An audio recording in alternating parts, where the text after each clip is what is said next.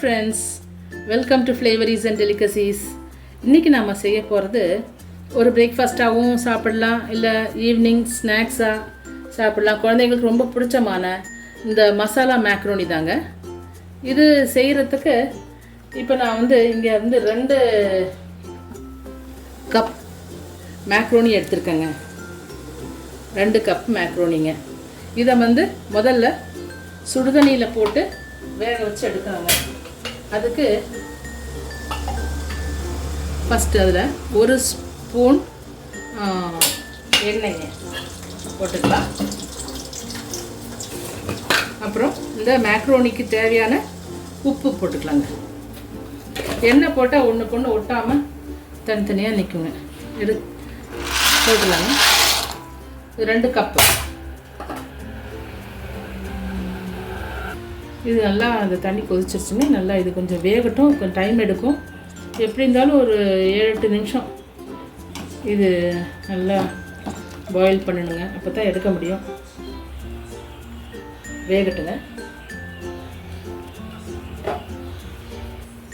மற்றபடி இப்போ நமக்கு இந்த டிஷ் செய்யறதுக்கு தேவையான பொருள் பார்த்திங்கன்னா, நல்லா தக்காளி 1 பெருசுங்க, ஒரு பெரிய தக்காளி, ஒரு பெரிய வெங்காயம், கேப்சிகம் ஒரு ஹாஃப்ங்க, பாதி போதும்.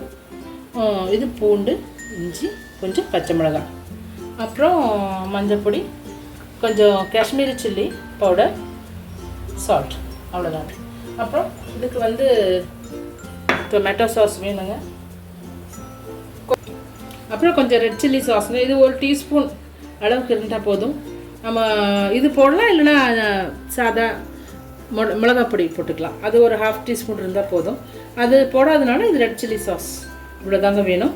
அப்புறம் கடைசியில் கார்னிஷிங்க்கு கொஞ்சம் கொத்தமல்லி தழை, அவ்வளோதாங்க இதுக்கு தேவையான பொருளெல்லாம். இது முதல்ல வேகட்டுங்க, அப்புறம் பார்க்கலாம். இது இப்போ வெந்தாச்சுங்க, நல்லா வெந்திருக்கு. இனி இப்போ தண்ணி வடிச்சிடலாங்க.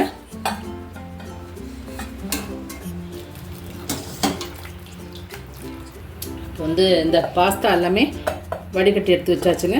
இனி நம்ம அந்த மசாலா செய்யறதுக்காக முதல்ல எண்ணெய் ஊற்றுறாங்க. ஒரு 2 டீஸ்பூன் அளவுக்கு எண்ணெய் ஊற்றிக்கலாங்க.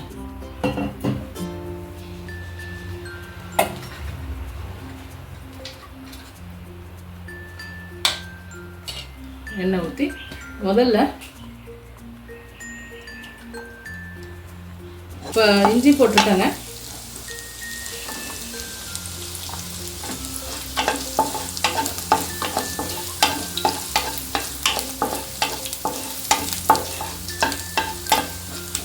இப்போ பூண்டு போட்டலாங்க.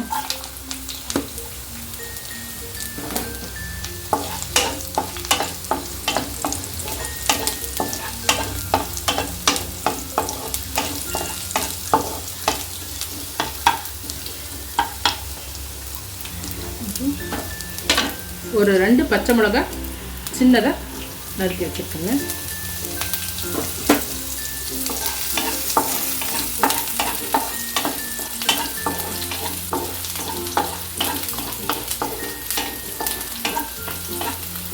நல்லா வதங்கட்டுங்க.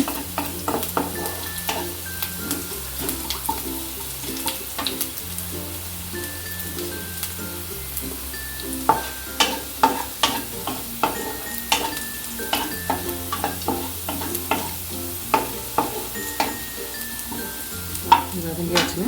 இப்போ வெங்காயம் போட்டுக்கலாம்.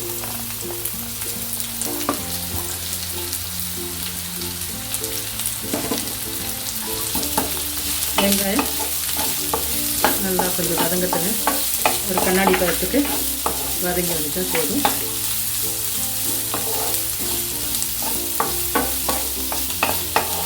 இப்போ அது வதங்கிறதுக்கு கொஞ்சம் அதுக்கு உப்பு போட்டிருந்தோங்க பாஸ்தாக்கு.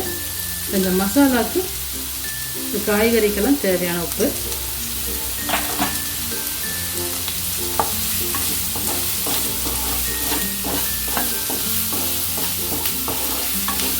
ரொம்ப ப்ரௌனாலாம் வதங்கணும்னு இல்லைங்க, லைட்டாக ஒரு கண்ணாடி பதத்துக்கு நல்லா வெந்துட்டால் போதும்.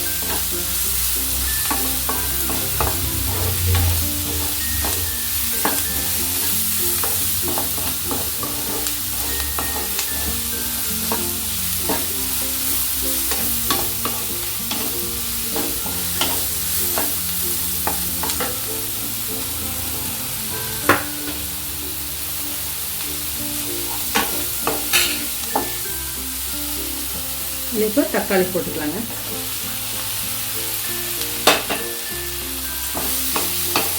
தக்காளி நல்லா குழைய வேகணும், அதனால் கொஞ்சம் நேரம் வதக்கணுங்க.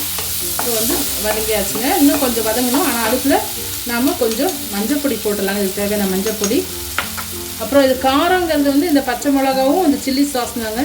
காஷ்மீரி மிளகா பொடி வந்து ஜஸ்ட் ஒரு கலருக்கு மட்டும்தாங்க.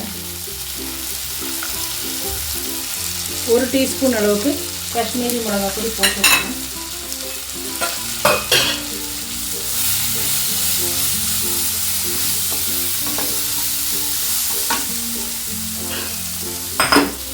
கேப்சிகம் போட்டுக்கலாங்க.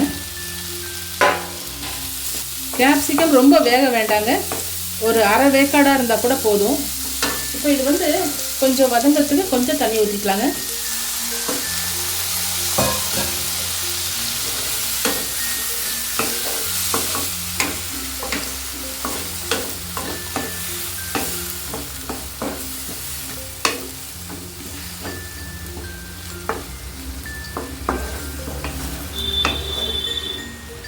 இப்போ இதில் இந்த 1 டீஸ்பூன் ரெட் சில்லி சாஸுங்க, இது போட்டுக்கலாம்.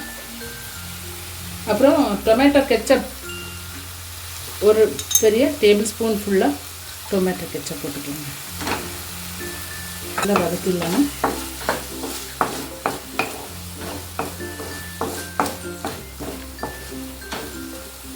இப்போது இந்த பாஸ்தா போட்டுக்கலாம்.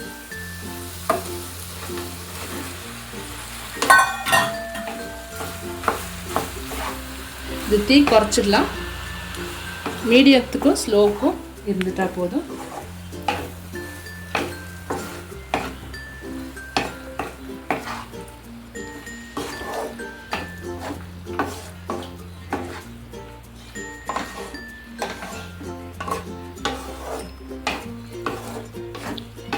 இப்போ வந்து கொத்தமல்லி கொஞ்சம் போட்டுக்கலாங்க.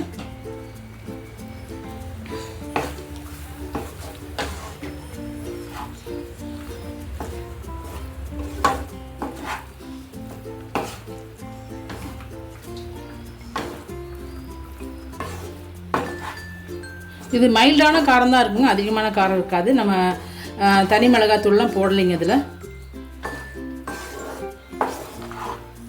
அவ்வளோதாங்க ஆச்சு.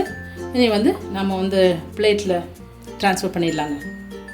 பிளேட்டில் ட்ரான்ஸ்ஃபர் பண்ணியாச்சுங்க.